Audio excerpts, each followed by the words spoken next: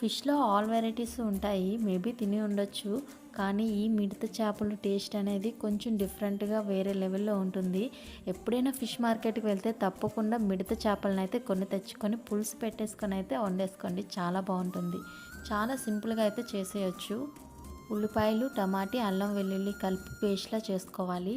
ఒకవైపు కడాయి పెట్టుకుని ఆయిల్ వేసుకొని బాగా హీట్ అయ్యాక 2 పచ్చిమిరపకాయలు, కరివేపాకు ఈ పేస్ట్ని యాడ్ చేసుకొని బాగా ఫ్రై చేసుకోవాలి. ఉల్లిపాయలో వాటర్ ఇంకిపోయి ఆయిల్ లేయర్గా ఫామ్ అయ్యేటప్పుడు చింతపండు వాటర్ అయితే యాడ్ చేసుకోవాలి. మేము ఎక్కువ పులుపు తినేవాళ్ళు ఎక్కువ పులుపు వేసుకున్న బాగానే ఉంటుంది.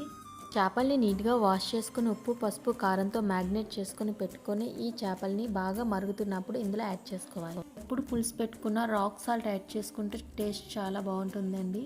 కొంచెం బెల్లం ముక్క యాడ్ చేసుకుని ఒక 5 to 10 minutes పులుసు దగ్గర పడేంత వరకు మరిగించుకుంటే సరిపోతుంది. రెసిపీ నచ్చింది కదా, అయితే తప్పకుండా ట్రై చేయండి.